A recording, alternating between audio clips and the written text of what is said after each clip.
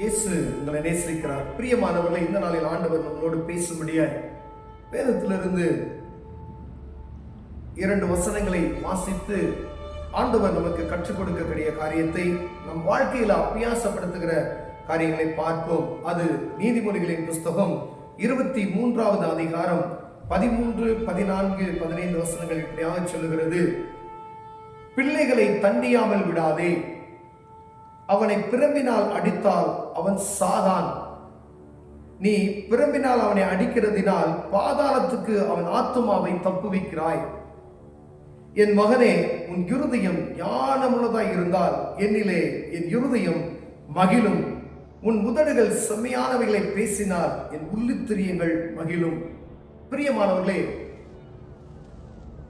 நம்முடைய பிள்ளைகளை வளர்ப்பதற்கு வேதத்துல எழுதப்பட்டு இருக்கிறது. ஒரு தப்பு செய்யறான் அப்படின்னு சொன்னா அவனை பிரம்பினால் அடித்து அவனை திருத்தி விடு அப்படின்னு சொல்லி, ஒரு குறிப்பிட்ட வயது வரைக்கும் அவரை கண்டிக்கிறதுக்கு நமக்கு அந்த ஒரு வயது இருக்குது பார்த்தீங்களா, அதுக்குள்ள அவனை என்ன செய்யணுமா, கண்டிச்சிடணும்.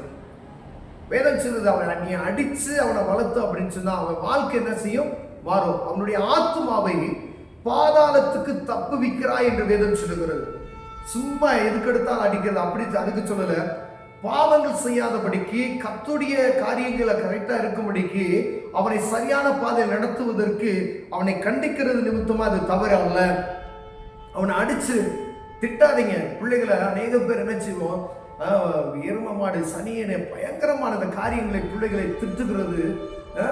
அந்த மாதிரி காரியத்தை செய்யாதபடிக்கு பிரம்பெடுத்து உங்க பிள்ளைய நான் அடிச்சு அவனை திருத்துறதுக்கு பார்த்துருங்க. அந்த பிரம்பை கையால மகன் தன் மகனை பகைக்கிறான் என்று வேதம் சொல்லுகிறது. பிரியமானவர்களே, வேதம் சொல்லுகிறது, நீதிமொழியில் சொல்லப்பட்டிருக்கிறது, நீ பிரம்பில் அடிக்கிறத அவன் சாக மாட்டான்.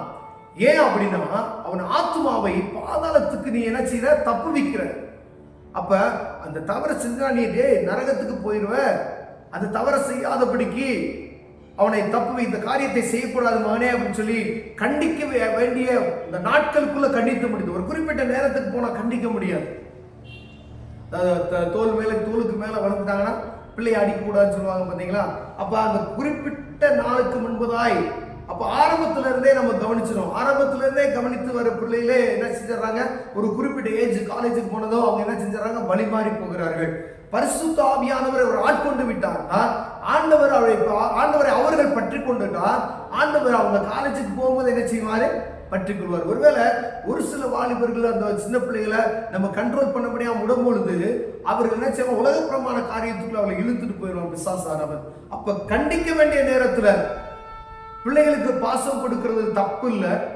ஆனா எல்லாவற்றிற்கும் பாசம். நீ சர்ச்சுக்கு போறதுக்கு கண்டிப்பா, நீ சண்டே கிளாஸ் போகணும், கண்டிப்பா நீ இந்த பைபிள் வாசிக்கணும், ஜெபம் பண்ணணும் அப்படின்றதுல கண்டிப்பான முறையில் வேதத்தை அவன் வாசித்தான் அப்படின்னு சொன்னா அவன் என்ன செய்ய, ஞானவானாய் மாறுவான். அவன் சத்தியத்தை அறிந்து கொண்டானால் அவனுக்கு எல்லாமே அறிந்து கொள்ள முடியும். பிரியமா, எது பாவம், இதெல்லாம் செய்யக்கூடாது, வேதம் எழுதியிருக்கிறது என்பதை அவன் அறிந்து கொள்வான். உலகம் கற்றுக் கொடுக்காது. உலகம் எல்லாவற்றையும் அனுபவிக்கிறதுக்கு அதிகாரத்தை கொடுத்திருக்கிறது. ஆனா வேதம் சொல்லுகிறது, ஆண்டவர் சொல்லுகிறார், ஒரு மனிதன் இப்படிதான் வாழ வேண்டும் என்று நமக்கு கற்றுக் கொடுத்திருக்கிறது. பிரியமானவளே, நீ பிள்ளை இப்படிதான் இருக்கணும், இத்தனை மணிக்கு நீ எந்திரிக்கணும். அப்படி அந்த சிறு வயதுல நம்ம ட்ரைனிங் கொடுத்துறோம் வச்சுக்கீங்களேன், அது முதிர் வயது வரைக்கும் அவன் நினைச்சவா அதை காத்துக்கொள்வார். அநேக நேரங்கள் நம்ம சின்ன பிள்ளைகளை செல்லம் கொடுத்து வளர்ப்பது நிமித்தமாய் அவர் என்ன செஞ்சிடறாங்க, அதை மதிக்காம அப்படியே இஷ்டத்துக்கு மாறி போயிடுவாங்க. பிரியமானவர்களே, அவர்களை நீங்க கண்ட்ரோல் பண்ண நினைக்கும் பொழுது நம்மளை கைமீறி அவர்கள் நினைச்சுவாங்க, நடப்பாங்க. நம்மளை இழுத்து நம்மளை பேசக்கூடிய ஒரு சூழ்நிலைக்கு நான் தள்ளப்படுவோம். பிரியமானவர்களே, அவன் சரியா இருந்தா பாருங்க, ஆண்டவர் சொல்றாரு, உன் உதடுகள் செம்மையானவைகளை பேசினால் என் உள்ளித்திரியம் மகிழுமா. அவனுடைய காரியங்கள் செம்மையானதை பேசினா உள்ளித்திரியம் மகிழுமா, பிள்ளைகளுடைய காரியம். அதே போல உன் மனதை பாவிகள் மேல் பொறாமை கொள்ள விடாதே. அவனை பார்த்தா இச்சிக்கிறான், அவன் ட்ரெஸ் பண்ண போறான், அவன் ஜாலியா போறான், எல்லாம் டூர் போறாங்க, எல்லா இடத்துலையுமே பிள்ளைகள் அவங்க இவ்வளவு செலவு பண்றாங்க, அவங்க அப்பா அம்மா இவ்வளவு கஷ்டறாங்க அப்படிதான் சொல்லுவாங்க.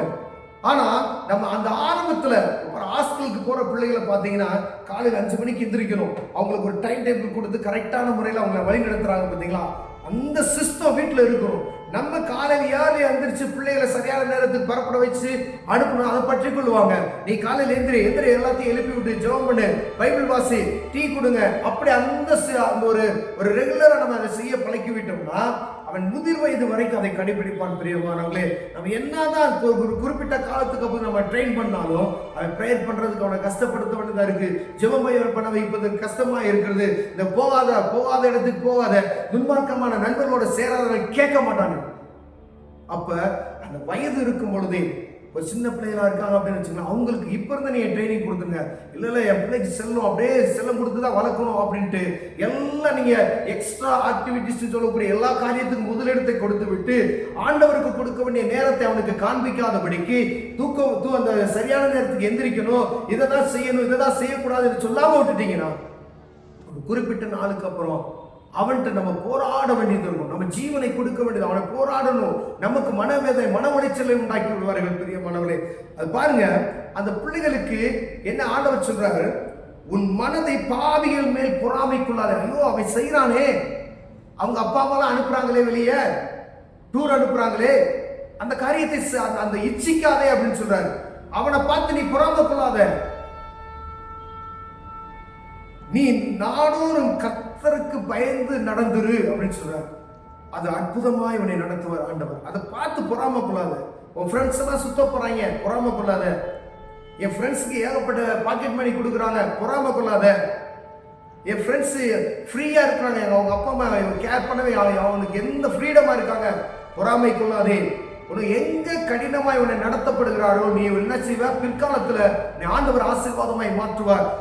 தகப்பனுக்கும் தாய்க்கும் கண்டிப்பா நீ கீழ்ப்படிந்து நடக்கணும். தன் தாயை தகப்பனை கனம் பண்ணுகிறோம். கண்டிப்பா வேதத்துல நம்ம கொடுக்கப்பட்ட 10 கற்பனைகள் ஒரு காரியம். பிள்ளைகள் எல்லா வாலிபர்களும் சரி, சின்ன பிள்ளைகள் உங்கள் தகப்பனையும் தாயை என்ன செய்யணும், கனம் பண்ணணும். கண்டிப்பா பெற்றோர்கள் பிள்ளைகளை அடித்து தான் வளர்க்கணும். கண்டிப்பா ஸ்கூல்ல போய் என் பிள்ளையை தொட்ட பிரச்சனை ஆயிரும் அப்படின்னு சொல்லக்கூடாது. நீங்க டீச்சர்கிட்ட சொல்லுங்க, அவன் கண்டிக்கிறதுக்கு அவனுக்கு உங்களுக்கு ஃபுல் ரூல்ஸ் இருக்கு, கண்டிச்சு வளங்க அப்படின்னு சொல்லி கொடுத்தீங்கன்னா அவங்க ரொம்ப சந்தோஷமா அவங்க பிள்ளைகளை வழி நடத்துவார்கள். பிரியமானவர்களே, கண்களை முடுவோம். சமசம் அன்பின் தகப்பனே, ஆண்டவரே, எங்க பிள்ளைகளை வளர்ப்பதற்கு ஞானத்தை தாங்க ஆண்டவரே. அதே போல ஆண்டவரே, அந்த வாலிபர்கள் ஆண்டவரே இச்சையான காரியங்களை பார்த்து பொறாமைக்குள்ளாதபடி அவர்களை காத்துக்கொள்ளுங்க. இயேசுவின் நாமத்தில் பிதாவே, ஆமென்.